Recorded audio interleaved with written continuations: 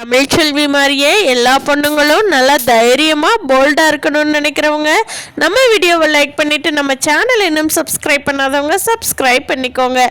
தமிழ்ச்செல்வி யாரோட தயவுமே இல்லாமல் நம்ம வாழ்ந்து காட்டணும் அப்படின்னு சொல்லிட்டு 15 நாளில் கார் ஓட்டி பழகணும் அப்படின்னு சொல்லிட்டு கார் ஓட்டி பழகிறதுக்காக போயிருக்காங்க. ஆனால் அங்கே கார் ஓட்டி பழக்கி விடுறவரோட கேரக்டர் சரியில்லாத மாதிரியே ஃபீல் ஆகுது. சரி, நம்ம தான் தப்பாக நினச்சிக்கிறவோ என்னவோ, எதுக்கும் நாளைக்கு பார்க்கலாம் அப்படின்னு சொல்லிட்டு அடுத்த நாள் கிளாஸுக்கு தமிழ்ச்செல்வி வராங்க.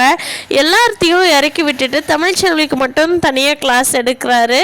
அதை வீட்டில் யோசிச்சுட்டு இருக்கிற ஆமாம், எல்லாரும் இருக்கிறப்பவே கிளாஸ் எடுத்துருக்கலாமே, ஏன் நம்ம மட்டும் தனியாக எடுக்கணும் அப்படின்னு சொல்லி தமிழ்ச்செல்விக்கு பயங்கரமாக யோசனையாகவே இருக்குது. எப்பயாவது காரை ஓட்டிக்கலான்னு நினச்சா கூட வீட்டில் இருக்கிற அப்பத்தா நீ எப்போவுமே குழந்தைய காரில் தான் எடுத்துகிட்டு போகணும் அப்படின்னு சொல்லிட்டு கையில் காதில் இருக்கிறது எல்லாம் கழட்டி கொடுத்து என்ன செலவை பார்த்துக்குங்க அப்படின்னு சொல்கிறதெல்லாம் பார்த்துட்டு தமிழ்ச்செல்வி நீ டெய்லியும் காரில் தான் போகணும் அப்படின்னு சொல்லிட்டு அடுத்த நாளும் கிளாஸுக்கு போகிறாங்க. தமிழ்ச்செல்வி அங்கே ஓட்டி பழக்கி விட்றவர் எல்லாத்துக்குமே ட்ரைனிங் கொடுத்துட்டு இறக்கி அனுப்பிச்சிட்டு தமிழுக்கு மட்டும் தனியாக கிளாஸ் சொல்லித்தரேன் அப்படின்னு சொல்லிட்டு ரொம்ப ஹேண்டிலேயே கை வைக்கிறது, பிரேக் இருக்குதுன்னு சொன்னாலும் இங்கே கிளச் போடுறது, அந்த மாதிரி ரொம்ப டிஸ்டர்ப் பண்ணுறாரு தமிழ்ச்செல்வியை. தமிழ்ச்செல்விக்கு பயங்கரமாக கோபம் வருது. இருந்தாலும் அடுத்தடுத்து ஹேண்டில் கை வைக்கிறப்போ தமிழ்ச்செல்வி அவரோட முகத்துலேயே ஓங்கி ஒரு குத்து விட்டுறாங்க. அப்போது அடி வாங்கிட்டு ஒரு சீக்கிரமாக கார் விட்டு இறங்குமா அப்படின்னு சொல்லிட்டு கார் விட்டு இறங்குனதுக்கு அப்புறமா சொல்கிறாங்க, நான் எவ்வளோ பெரிய பணக்காரன் தெரியுமா, நீ என்கிட்ட அட்ஜஸ்ட் பண்ணிக்கிட்டேன்னா என்னோட சொத்து எல்லாமே நீ கேட்குறது என்னவோ அதெல்லாம் உனக்கு கொடுப்பேன் அப்படின்னு சொல்லவும் திருப்பி 2 அப்போ ஓங்கி வைக்கிறாங்க தமிழ்ச்செல்வி. அதை வாங்கிக்கிட்டு அந்த கார் ஓட்டு பழக்கி விடுற ஆள் துண்டை காணோம் துணியை காணோன்னு சொல்லி ஓடுறாரு. இடத்துல இருந்தால் பிரச்சனை வந்துடும் சொல்லிட்டு வேகமாக போனவர் அந்த தமிழ்ச்செல்வியோட டீட்டெயில் எல்லாம் விசாரித்து அந்த பொண்ணை நான் பழி வாங்கணும் அப்படின்னு சொல்லிட்டு அவங்கக்கிட்ட தெரிஞ்ச ஆளுங்கிட்ட எல்லாம் சொல்லி இது தமிழ்ச்செல்வி ஏதோ ஃபோன் நம்பர் இது அப்படின்னு சொல்லிட்டு டீட்டெயில்ஸ் எல்லாம் எல்எல்ஆர் போடுறதுக்கு கொடுத்த டீட்டெயில்ஸ் எல்லாம் வாங்கிட்டு இந்த பொண்ணு எங்கே இருக்குது, இந்த பொண்ணு எப்படி பேக்ரவுண்டில் இருக்குது, நம்ம வழிக்கு செட் ஆகுமா அப்படின்லாம் நான் விசாரித்தே ஆகணும்னு சொல்லிட்டு அவர் முழு மூச்சாக இறங்கி விசாரிக்கும் போது தான் தெரியுது அது ராஜாங்க வீட்டு பொண்ணு. அவங்க வீட்டு பொண்ணை கை வச்சா அவ்வளோதான் அப்படின்னு சொல்லி வெளியில் இருக்கிற ஆளுங்களையெல்லாம் சொல்லி கேள்விப்பட்டதும் அப்புறமா தான் தெரியுது தமிழ்ச்செல்வி சேதுவோட ஒய்ஃபு அப்படின்னு சொல்லி. அவங்களுக்குள்ளே ஏதோ சின்ன சங்கடம் போயிட்டு இருக்குது. ஆனால் தமிழ்ச்செல்வி சேதுவோட ஒய்ஃபு தான். பெரிய இடத்துல போய் ஏதாவது கை வச்ச உன்னை ஆள் இடமே இல்லாத மாதிரி பண்ணிடுவாங்க அப்படின்னு சொல்லி அவரோட ஃப்ரெண்ட்ஸ் எல்லாம் சொன்னதுக்காக அதனால ஐயோ அம்மா தப்பிச்சோம் பிழைச்சோம், ஐயோ இப்படி போய் மாட்டிக்கிட்டோமே, இன்னொரு நாள் அமைதியாக இருந்திருந்தோம்னா இந்த டீட்டெயில்ஸ் தெரிஞ்சிருந்தோம்னா நம்ம ரெஸ்பெக்டாக சொல்லி கொடுத்துருக்கலாமே அப்படின்னு நினச்சிட்டு ரொம்ப ஃபீல் பண்ணிகிட்டு இருக்கிறாரு. அந்த அம்மா எங்கேயும் போய் கம்ப்ளைண்ட் இது கொடுத்துருவாங்களோ, அவங்க வீட்டுக்காரருக்கு இது கூட்டிகிட்டு வந்துடுவாங்களோ அப்படின்னு சொல்லி ரொம்ப பயந்து கிடக்கிறாரு அந்த ஆள். வீட்டுக்கு போன தமிழ்ச்செல்வி ரொம்ப டிஸ்டர்பாகவே இருக்கிறாங்க. அதை பார்த்த அப்பத்தா தினமும் உள்ள பேசிகிட்டு இருக்கிறப்போ என்ன தமிழ் ஒரு மாதிரி டென்ஷனாகவே இருக்கிற, என்ன எதுவும் பிரச்சனையா அப்படின்னு சொல்லி கேட்குறாங்க.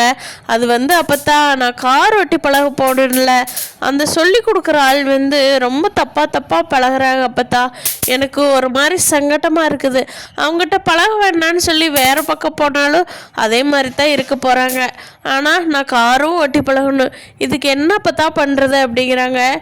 ஏய் தமிழ்ச்செல்வி, அதுக்கு தான் பேசாமல் நான் சேதுவை வர சொல்லட்டுமா உனக்கு பழக்கூட சொல்கிறதுக்கு, வேறு எந்த பயமும் இல்லடி, இடி ஏன் போய் கண்டவங்கிட்ட எல்லாம் பழகணும் அப்படின்னு சொல்லி அப்பத்தான் கேட்குறாங்க.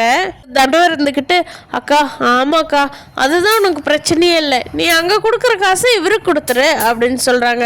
உனக்கு சேஃப்டியுமாச்சு, நீ யார்கிட்டையும் ஹோஸில் பழகாத மாதிரி கணக்கு ஆச்சு அப்படிங்கிறாங்க தனம். அதுக்கு தமிழ்ச்செல்வி இருந்துக்கிட்டு அதெல்லாம் முடியாது, என்னால் தனியாக வாழ முடியாதுன்னு சொல்லி அவங்க காலை பிடிக்கிற மாதிரி நீங்கள் என்னை கொண்டு போய் நிறுத்துறீங்களா, ஆல்ரெடி உங்களால தான் ஒரு பிள்ளையே எனக்கு போய் போயிடுச்சு. இனிமேலும் நான் போய் அவங்ககிட்ட எல்லாம் நிற்க முடியாது. நானே நாளைக்கு இந்த பிரச்சனை என்னன்னு பார்த்து ஃபேஸ் பண்ணிக்கிறேன் அப்படின்னு சொல்கிறாங்க.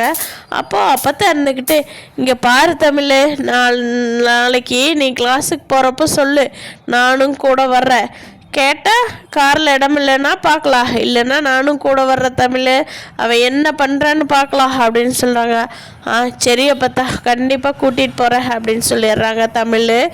இங்கே சேதுவோட வீட்டில் ஐஸ்வர்யா வந்து, என்ன மாமா என்னை கண்டுக்கவே மாட்டேங்கிறீங்க, நானும் உயிரோடு இருக்கிற ஒரு பொண்ணு தானே, என்னதான் இருந்தாலும் நீங்கள் எனக்கு தாலி கட்டினவர் தானே, அதுக்காக ஒரு உயிரற்ற பொருள் மாதிரியே ட்ரீட் பண்ணுறீங்களே, எனக்கு மனசு இருக்கு, அதெல்லாம் வலிக்காதா அப்படின்னு சொல்லி ஐஸ்வர்யா சேதுக்கிட்ட ரொம்ப காமாக குவைட்டாக ரொம்ப பவ்யமாக பேசுகிறாங்க.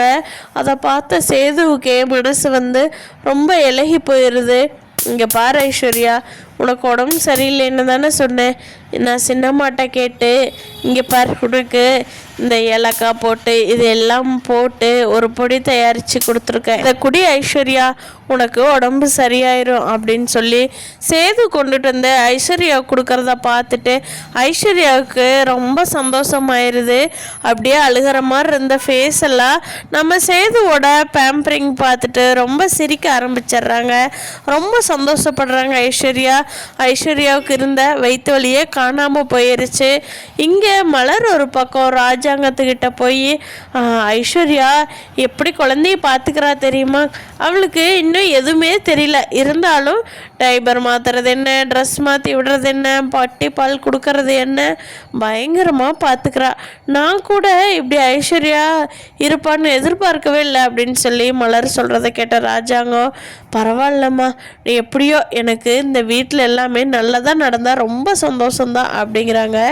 ஈஸ்வரி இருந்துக்கிட்டு, நடக்காமல் இருக்குமா என்ன, ட்ரைனிங் கொடுக்கறது நான் தானே அப்படின்னு மனசுக்குள்ளே நினச்சிட்ருக்காங்க.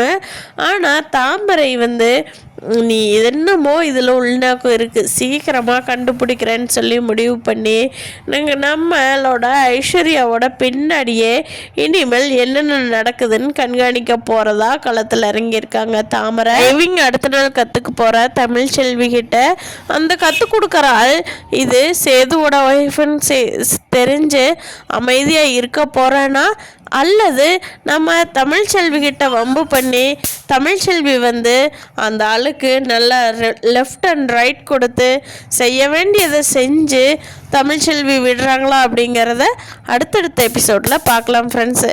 இல்லை தமிழ்ச்செல்வி எதையும் பண்ணி சேது வந்து காப்பாற்றி சேதுக்கும் தமிழுக்கும் ஒருத்தர் மேலே ஒருத்தர் ஏதாவது ஈர்ப்பு வந்து பழையபடியே 2 பேரும் ஒன்று சேர்றதுக்கான வாய்ப்பு இருக்குதா அப்படிங்கிறத நீங்கள் என்ன நினைக்கிறீங்கன்னு கீழே கமெண்ட் பண்ணுங்கள். தேங்க்யூ.